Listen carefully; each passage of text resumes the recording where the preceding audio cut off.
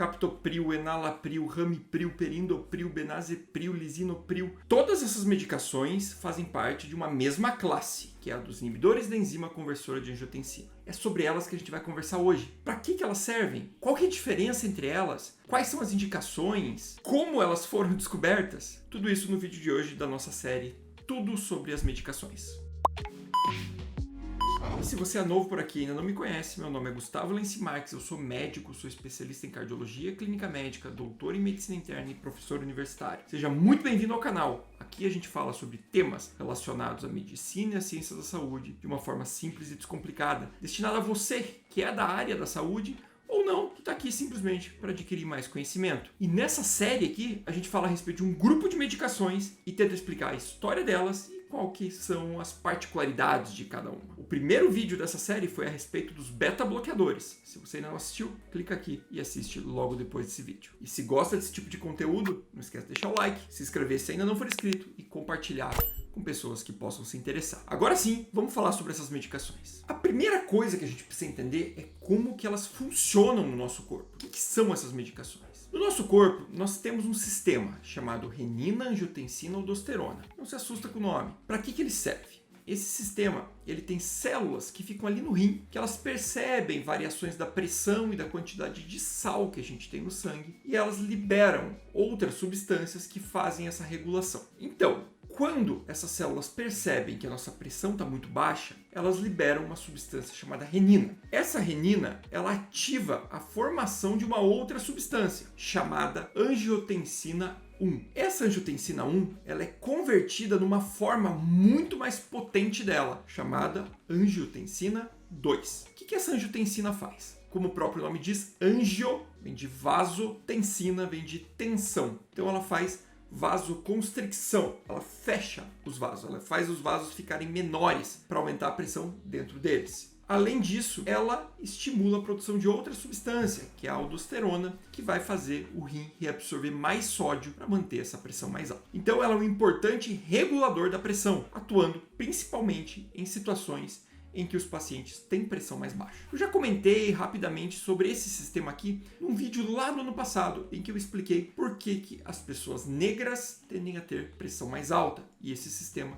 está envolvido. Clica aqui se ainda não assistiu o vídeo. Bom, então quando essa enzima que converte a angiotensina 1 na angiotensina 2 é bloqueada, esse processo não ocorre, os vasos não são contraídos, retém menos sódio e a pressão abaixa. Mas como que isso foi descoberto? Um fato interessante sobre a descoberta dessa medicação é que um brasileiro participou ativamente desse processo. Um médico pesquisador lá da USP Ribeirão Preto, chamado Sérgio Henrique Ferreira, que na década de 60, quando estudava o veneno de uma cobra, a jararaca, ele percebeu que o veneno ele bloqueava uma enzima e ele aumentava uma série de substâncias no corpo, que são as bradicininas. As bradicininas abaixam a pressão, também faziam a presa ficar paralisada, faziam uma série de reações que matavam quem a cobra picou. Acontece que a enzima que quebra essa bradicinina também é a enzima que converte a angiotensina 1 em angiotensina 2.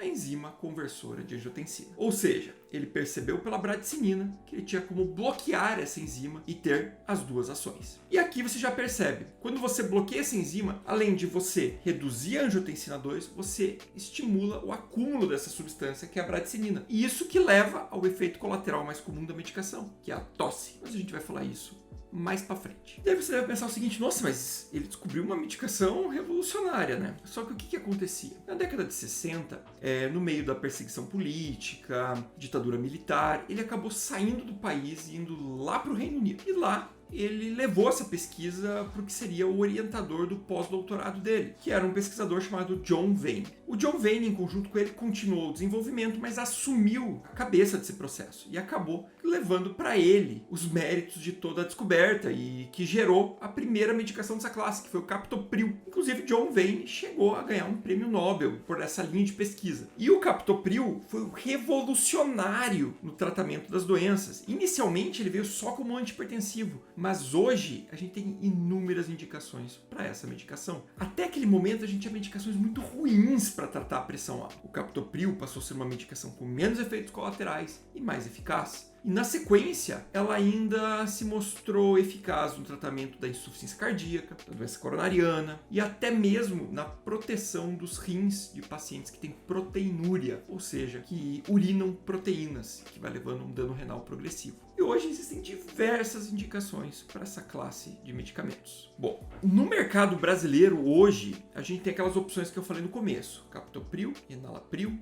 ramipril, perindopril, benazepril e lisinopril. Vamos entender a diferença entre elas. Começando por mais antigo, o captopril foi o primeiro desenvolvido, que veio lá diretamente da pesquisa do professor Sérgio Ferreira. Ele tem algumas características. A primeira dela é que ele já é a droga ativa, ou seja, a partir do momento que o corpo absorveu, ela já começa a ter ação. Isso faz dela ter um pico muito rápido de início de ação. Então, a partir do momento que a pessoa tomou a medicação, em 15 minutos ela já está tendo ação. Mas ela faz um pico de ação e rapidamente ela começa a perder efeito. E aí, em torno de 6 a 12 horas, já se perdeu completamente o efeito do captopril. Razão pela qual quem toma ele precisa tomar várias vezes ao dia, geralmente 3 tomadas, de 8 em 8 horas. O que dificulta bastante a adesão ao tratamento, né? Mas em situações que você precisa baixar a pressão mais rápido, ele é bem útil, porém, no longo prazo, ele fica tendo variabilidade pressórica, a pressão sobe, desce, de acordo com a ação da medicação. E a aderência é difícil, né? É difícil tomar remédio 3 vezes por dia, no horário certinho.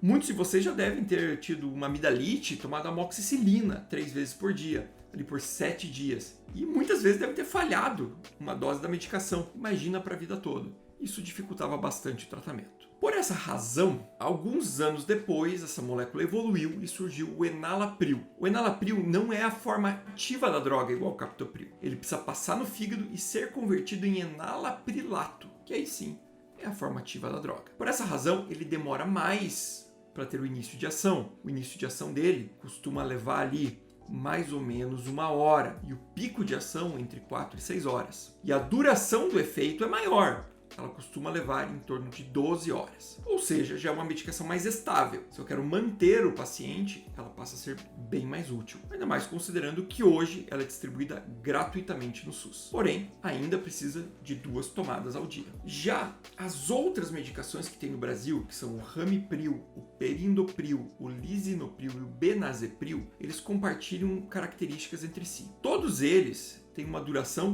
de 24 horas, ou seja, podem ser tomados uma única vez ao dia. Como são medicações mais novas, a gente tem menos estudos a respeito deles. Enquanto o captopril e o enalapril estão estudados em praticamente todas as condições, hipertensão, doença coronariana, insuficiência cardíaca, proteinúria, essas daqui ainda não. Uma ou outra está estudada numa particularidade específica. Por exemplo, na hipertensão todos estão estudados. Agora, na insuficiência cardíaca dessas daqui, só o ramipril e lisinopril. Já na doença coronariana, só o ramipril e o perindopril estão estudados. E a gente não tem dado convincente na literatura para falar que um é melhor que o outro dessas daqui, que essa aqui tem um efeito maior, que essa aqui é superior, porque simplesmente não existem estudos de extrema qualidade comparando elas entre si. O que existem são estudos num conceito mais farmacológico, que demonstram que talvez aqui, o ramipril e o perindopril, por terem ações lipofílicas, ou seja, se distribuírem melhor na gordura do corpo, eles tenham uma distribuição tecidual maior. Mas, novamente, isso é farmacológico, estudos pequenininhos, não é nada estudado populacionalmente fazendo uma comparação direta. E se você está gostando desse vídeo, não esquece de volta, hein? Deixar o like, compartilhar e escreve aqui nos comentários qual que é a próxima medicação que você quer ver destrinchada aqui no canal. E já sobre os efeitos colaterais, de longe, o mais comum de todos é a tosse, causada pelo acúmulo da bradicinina. Foi justamente a pesquisa inicial, lá no começo do veneno da jararaca. Quando você bloqueia a enzima, você acumula essa bradicinina, que apesar de vasodilatar também, ela tem como efeito colateral o potencial em gerar tosse. É uma tosse seca. Muitos pacientes às vezes não percebem, então elas ficam tossindo por tempos e tempos e não relacionam com o uso da medicação. Mas com a suspensão ou substituição, ela tende a resolver completamente. Outros efeitos colaterais que a gente deve pontuar é o primeiro, a elevação de potássio no sangue, razão pela qual ele deve ser dosado depois do início da medicação, e também a piora da função renal. E agora veja que curioso. No paciente com doença renal crônica, ela pode proteger o rim, reduzir a progressão da doença. Agora, nos pacientes que têm uma injúria renal aguda, ou seja, tem um dano renal que aconteceu de forma rápida, a medicação ela pode causar dano no rim. Então, dependendo da situação, ela protege o rim e em outras situações ela tem que ser suspensa porque ela pode levar a piora na função do rim. E essa janela aqui, o médico tem que estar atento para ver o ponto que o paciente está. Pacientes crônicos, ou seja, que tem um dano lá, um diabetes que está causando uma excreção maior de proteína na urina, se beneficiam da medicação. Agora, o paciente internado que está fazendo um dano agudo, por exemplo, por uma leptospirose, ou por alguma outra condição que tenha lesado o rim de forma rápida, a medicação pode piorar a progressão dessa doença.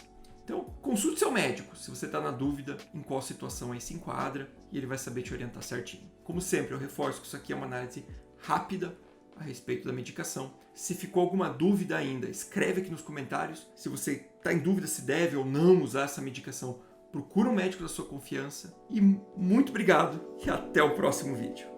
E aí, qual será que é a próxima medicação que a gente vai falar? Vamos falar de medicação para diabetes, quem sabe? Pode ser uma boa, né? Ficou alguma dúvida? Vocês acham que eu tenho que falar mais sobre estudo científico disso aqui? Posso continuar aqui, fazer uma parte 2, talvez, dos inibidores da ECA, falando só sobre os estudos, ou uma live sobre isso? Sugere aí o que vocês acham. Até o próximo vídeo.